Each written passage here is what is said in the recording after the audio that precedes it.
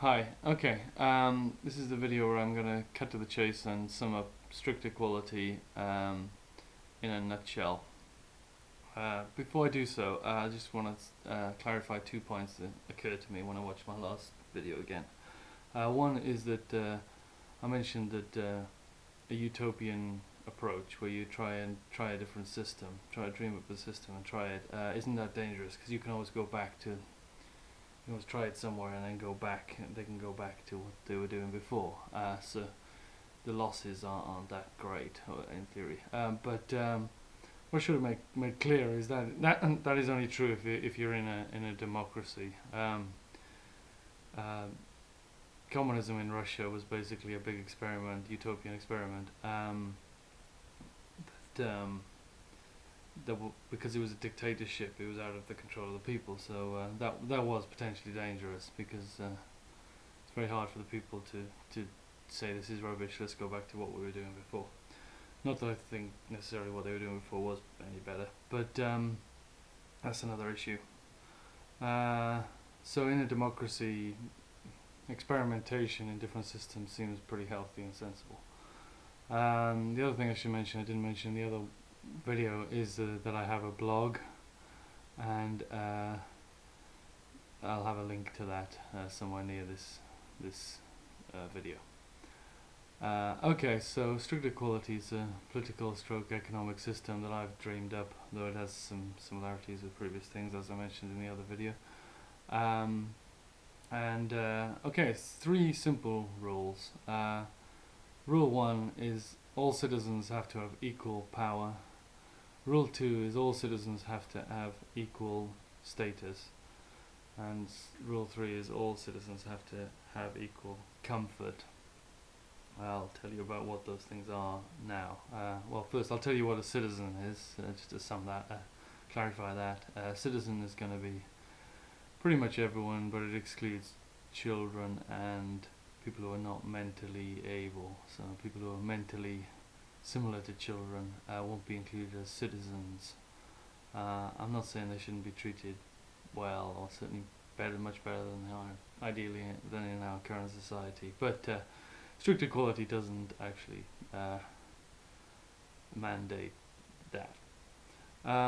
Okay, I've written down now here in my notes some slightly more rigorous definitions of these 3 quantities that I mentioned: power, status, and comfort. So I'll read out the one for power.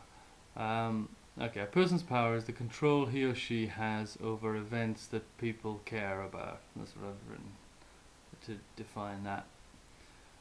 So it's like political power, but also the power that a boss has over employees. I think everyone has a reasonably intuitive sense of power amongst people. But anyway, yeah, this is supposed to be slightly more rigorous. So it's control he or she has over events that people care about. 2 subtleties I'll mention in this power business. One is I say events that people care about. So it actually does include the power over the person's own life, own events. In that sense, this person counts as one person. The other thing that's a bit subtle, I didn't think of this until recently, actually, quite a long time after I thought of the system, is that there's power people have over the one I've defined, over events that people care about, mostly over others. There's also how overpowered an individual is by others. It's kind of a different thing. And strict equality does not equalize that for everybody. So one person could, in theory, be a prisoner, him or herself, but have power over, like, people in China or something, which is sort of the same amount of power that everyone else has, but most people have a lot of their power is over themselves. So that's the subtlety of this business. And when I think about these things, they just get pretty confusing. Anyway, okay, status. That could be called social status. Yeah, power could be called a longer like phrase. Power over people or something. Anyway, status. I'm talking about social status. We can call it social status as well. That's got to be equalized as well. The second rule. Okay, I've written down what status is defined as here. A person's status is the respect they derive from their role in society. Okay, so respect you get from your role in society. Now, what the hell is a role in society? The first rule, this power rule, didn't include this role idea. It was just literally the power you have over people. If you're like the head of a family or something, that can be counted as power. Or if you have an informal power base, like you're popular, that can be included as power. So in theory, someone who's kind of popular will get less official powers to compensate. But in when the status rule, I'm just limiting it to this role in society. Now, a person's role, I've written this one down as well, is their job plus material things they have control of plus amateur positions they might hold. So it's a hell of a lot of their life, but it doesn't include their personal life. Yeah, it's your job plus all your possessions plus amateur positions you hold, like you might be the treasurer of the photography society. It's not an official thing, but you are, you do get status from such a thing. So that's the status rule.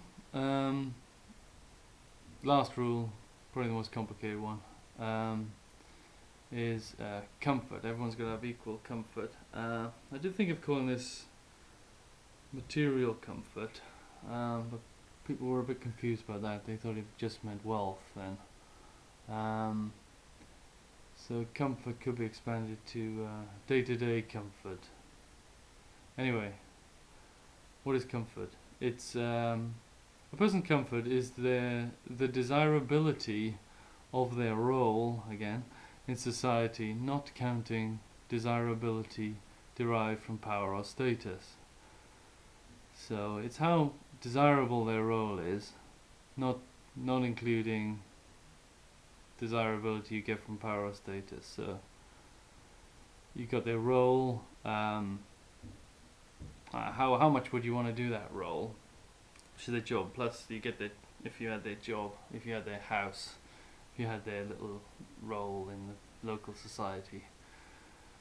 How much would you want to do that? Not counting the power you get from it, and not counting the status. It's a bit hard to think of that, but that's the definition. Actually, since I wrote this down, I thought of something else that should be included. It's a bit fiddly though. Comfort has really got to be the comfort in factoring in that individual's tastes and abilities. So comfort, I should have written that down here. So what it should read is: a person's comfort is the desirability of their role in society, factoring in their tastes and their abilities, but not counting desirability derived from power or status.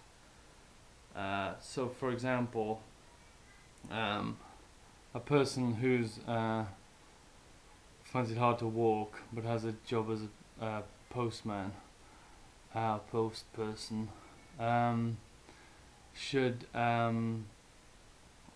has less comfort, because we're factoring in that it's just harder for them to do the same thing. And again, with taste, it's very hard to know a person's taste, but